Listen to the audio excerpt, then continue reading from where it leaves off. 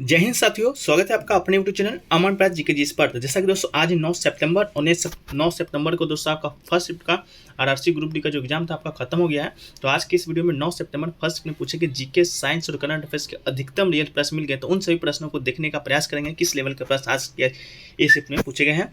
प्रश्न आपका 100% रियल और ऑथेंटिक प्रश्न है। इस वीडियो का पीडीएफ चाहिए तो व्हाट्सएप में मैसेज कीजिएगा पीडीएफ लिखकर, और स्टैंड चाहिए तब कीजिएगा अगर ऐसे रात को आपके टेलीग्राम चैनल ग्रुप में भेज दिया जाता है। टेलीग्राम ग्रुप का लिंक डिस्क्रिप्शन बॉक्स में दिया रहेगा। तो चैनल पे नए हैं दोस्तों, चैनल को सब्सक्राइब कर लीजिएगा, नोटिफिकेशन बेल को भी ऑन कर लीजिएगा ताकि आरआरसी ग्रुप डी से जुड़े हर अपडेट आपको सबसे पहले मिलते रहे। तो जो पहला प्रश्न दोस्तों देखने को मिल रहा है वो आपका पॉलिटी से देखने को मिला था कि वित्त आयोग का अनुच्छेद क्या है। तो दोस्तों आर्टिकल 280 आपका वित्त आयोग से संबंधित है। संविधान का अनुच्छेद 280 एक के अंतर्गत यह प्रावधान किया गया कि संविधान के प्रारंभ से 2 वर्ष के भीतर या उसके बाद प्रत्येक 5 वर्ष की समाप्ति पर पहले या उस समय पर जिसे राष्ट्रपति आवश्यक समझते हैं वित्त आयोग का गठन किया जाएगा। तो वित्त आयोग के गठन से संबंधित आपका अनुच्छेद आया था, तो अनुच्छेद 280 आपका बिल्कुल राइट आंसर हो जाएगा। अगला क्वेश्चन पूछा गया दोस्तों कि भारत में कैसा जलवायु पाया जाता है। तो भारत की जलवायु की बात करें तो दोस्तों उष्ण कटिबंधीय मानसूनी जलवायु पाया जाता है। भारत की जलवायु उष्ण कटिबंधीय मानसूनी जलवायु है, तो उष्ण कटिबंधीय मानसूनी आपका बिल्कुल राइट आंसर हो जाएगा। वहीं बात करें भारत की जलवायु दक्षिण में कैसी है, तो दक्षिण में उष्ण कटिबंधीय और हिमालयी क्षेत्रों में अधिक ऊंचाई के कारण अल्पाइन मतलब ध्रुवीय जैसी एक और यह पूर्वोत्तर भारत में उष्ण कटिबंधीय नर्म प्रकार की है, तो पश्चिम भागों में शुष्क प्रकार का है। तो ओवरऑल आपका भारत में पूछा गया था तो उष्ण कटिबंधीय मानसूनी जलवायु पाया जाता है। अगला पूछा गया है दोस्तों कि जहां पर आपका जीव या जानवर निवास करते हैं उसे क्या कहा जाता है। समताप मंडल, क्षोभ मंडल, जैव मंडल आपका ऑप्शन मिल जाएगा था, जिसमें आपका जैव मंडल आपका बिल्कुल राइट आंसर था। जहाँ जीव निवास करते हैं उसे आपका जैव मंडल कहा जाता है। अगला क्वेश्चन पूछा गया था दोस्तों कौन सा जो फूल है वो आपका एक लंगी है। तो दोस्तों पपीते का फूल आपका ऑप्शन में दिया गया था, खीरा पपीता शायद आपको दिया गया था, 2-2 करके दिया गया था, जिसमें आप पपीता का जो फूल है दोस्तों आपका यूनिसेक्सुअल, ये मतलब कि एक लंगी है। ऐसे एक लंगी किसे कहते हैं दोस्तों, तो ऐसे फूल जिनमें केवल पिस्टिन मादा प्रजनन अंग होते हैं या पुकेशन नन प्रजनन अंग को एक लंगी फूल कहा जाता है। मकई, पपीता, ककड़ी इससे कुछ अनसमान उदाहरण है। तो 2-2 अगर ऑप्शन करके दिया गया होगा तो आप इससे आप मिला सकते हैं कि आपका आंसर क्या होगा। ऐसा फूल जिसमें पिस्टन मादा प्रजनन और पुकेशन दोनों होते हैं उसे उभयलिंगी कहते हैं। उभयलिंगी कुछ उदाहरण देख लीजिए, सूरजमुखी, सरसों, गुहर, इसके कुछ समान उदाहरण है। सरसों भी शायद आपके ऑप्शन में था, तो आपका एक लंगी नहीं आपका उभयलिंगी है। तो एक लंगी उभयलिंगी को दोस्तों आप देख लीजिएगा। अगला क्वेश्चन पूछा गया दोस्तों पंचायती राज व्यवस्था से कि कौन सा राज्य में आपका पंचायती राज व्यवस्था नहीं है। तो दोस्तों आपको मालूम होगा पंचायती राज व्यवस्था है शुरू कहाँ से किया गया था, नागौर जिले से, राजस्थान के से शुरू किया गया था। और इस बार पूछा गया था कौन से राज्य में आपका नहीं है। 4 ऑप्शन दिया गया था, नागालैंड, आंध्र प्रदेश, उत्तर प्रदेश, हिमाचल प्रदेश, दिल्ली, इस तरह करके। तो आपका जो राइट आंसर हो जाएगा दोस्तों आपका नागालैंड बिल्कुल राइट आंसर था। नागालैंड में आपका पंचायती राज व्यवस्था नहीं है। इसके अलावा मेघालय और मिजोरम में भी नहीं है। तो इन तीनों स्टेट को आप याद रखिएगा, इन तीनों स्टेट में आपका पंचायती राज व्यवस्था नहीं है। अगले स्टेट में आने की 100% संभावनाएं हैं। अगले पूछा गया दोस्तों कि इथेनॉल को गर्म करने पर क्या होगा। क्वेश्चन आपका ये पूछा गया था दोस्तों कि इथेनॉल सल्फ्यूरिक अम्ल को इथेनॉल की सल्फ्यूरिक अम्ल का जो अभिक्रिया होता है इथेनॉल से करेंगे तो दोस्तों आपका क्या बनेगा। तो ये दोस्तों आपका ऑप्शन में शायद इथेन होगा, तो आपका इथेन बनता है। जब सल्फ्यूरिक अम्ल को दोस्तों इथेनॉल के साथ अभिक्रिया कराते हैं तो आपका इथेन बनता है, तो आपका इथेन राइट आंसर हो जाएगा अगर ऑप्शन में होगा तब। अगला क्वेश्चन पूछा गया दोस्तों कितने आयु तक के बच्चे को किशोर कहा जाता है। तो ये शायद आपका ऑप्शन में 15 वर्ष से कम वर्ष के बच्चे को दोस्तों किशोर कहा जाता है। किसी संस्था के द्वारा आपको पूछा गया था कि संस्था के द्वारा कितने आयु तक बच्चे को किशोर कहा जाता है, तो 15 वर्ष से कम बच्चे को किशोर कहा जाता है दोस्तों आपको उस संस्था के अलावा। अगला क्वेश्चन पूछा गया था दोस्तों बाल शिशु अक्षुण्ण योजना किस राज्य का है। ये क्वेश्चन कंफर्म नहीं, लेकिन शायद आपको ये पूछा गया था किस राज्य की सरकार ने हाल ही में कोविड-19 के अनाथ हुए बच्चों के लिए मुख्यमंत्री शिशु सेवा योजना शुरू की है। ये क्वेश्चन इसलिए लिया कंफर्म नहीं है, इस पर इसलिए शायद के तौर पर है कि मुख्यमंत्री बाल शिशु योजना आपका पूछा गया है। तो इसका अगर ये पूछा गया होगा तो इसका राइट आंसर आपका असम बिल्कुल राइट आंसर हो जाएगा। अगला क्वेश्चन पूछा गया था दोस्तों ITCZ का फुल फॉर्म आपसे पूछा गया था। तो ICTZ का जो फुल फॉर्म होगा दोस्तों आपका वो होगा इंटर ट्रॉपिकल कन्वर्जेंस जोन। तो इसका फुल फॉर्म होगा कुछ लोगों का कहना है कि आपका ICT का फुल फॉर्म पूछा था, तो ICT का फुल फॉर्म आपसे नहीं पूछा गया था, आपका ITCZ का ही फुल फॉर्म पूछा गया था। ऐसे ICT का अगर फुल फॉर्म पूछा गया होगा तो उसको सुन लीजिए, इंफॉर्मेशन एंड कम्युनिकेशन टेक्नोलॉजी होगा। लेकिन आपका ITCZ ज्योग्राफी से पूछा गया था, इसका मतलब होता है उष्ण कटिबंधीय अभिसरण क्षेत्र, इंटर ट्रॉपिकल कन्वर्जेंस जोन। तो आपका ये आपका राइट आंसर हो जाएगा।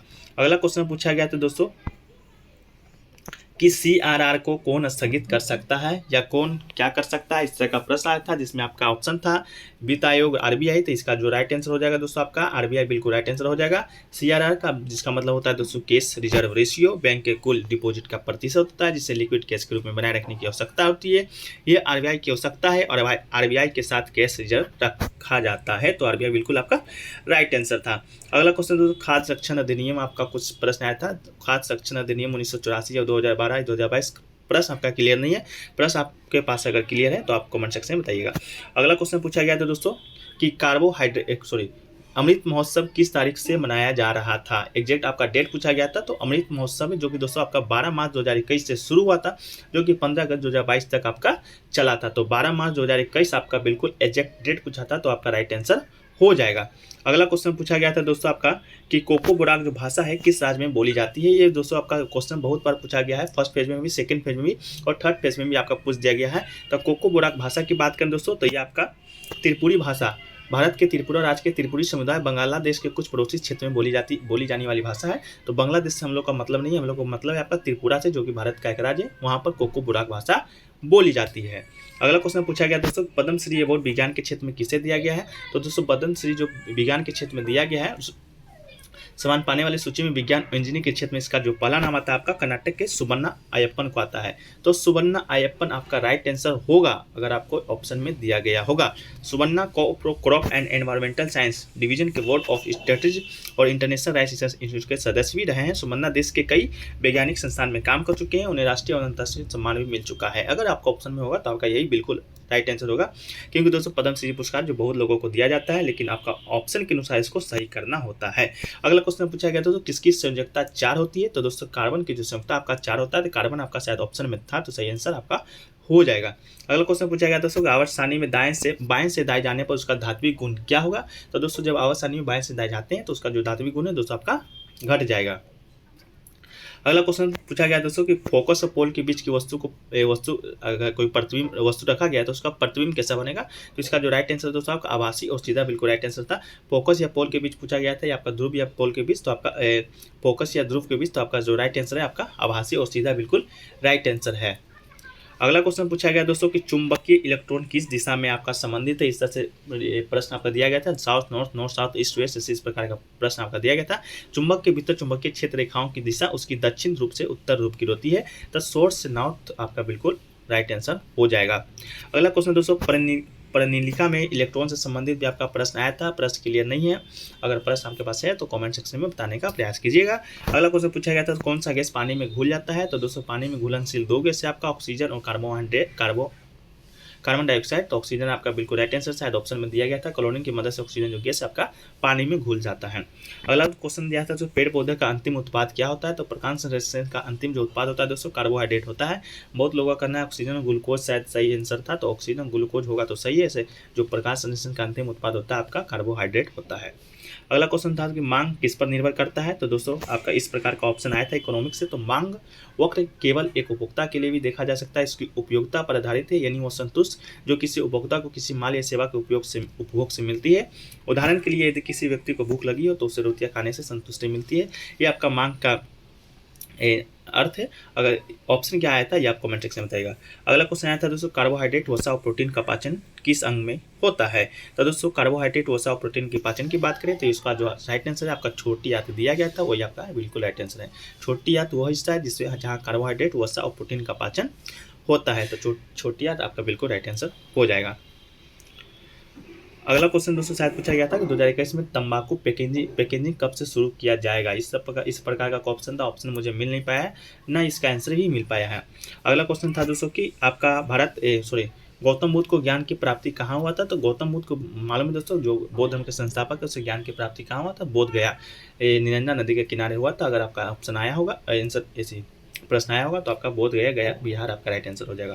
अगला क्वेश्चन पूछा गया दोस्तों उष्णकटिबंधीय वन अनुसंधान संस्थान कहाँ पर है। इस तरह का प्रश्न अगर आया होगा तब आपका इसका राइट आंसर जबलपुर का राइट आंसर हो जाएगा। भारतीय वानिकी अनुसंधान या शिक्षा परिषद के अधीन 8 क्षेत्रीय संस्थानों में से एक है। संस्थान 1988 में अस्तित्व में आया था। संस्थान मध्य प्रदेश, छत्तीसगढ़, महाराष्ट्र, उड़ीसा के सहित मध्य क्षेत्र के उष्णकटिबंधीय वनों की वानिकी परिस्थिति से संबंधित है। तो आपका जबलपुर राइट आंसर हो जाएगा। अगला क्वेश्चन आता है कि आज़ादी के बाद पहली औद्योगिक नीति से संबंधित आपका प्रश्न आता है। तो आज़ादी के बाद जो पहली औद्योगिक नीति है आपका 6 अप्रैल 1948 को तत्कालीन केंद्रीय उद्योग मंत्री श्यामा प्रसाद मुखर्जी के द्वारा किया गया था। इस नीति में भारत में मिश्रित और अर्थव्यवस्था के लिए आधार स्थापना की गई थी। नई औद्योगिक नीति के प्रारंभ होने से पहले भारतीय अर्थव्यवस्था 3.5 की हिंदू वृद्धि दर से उलझ गई थी।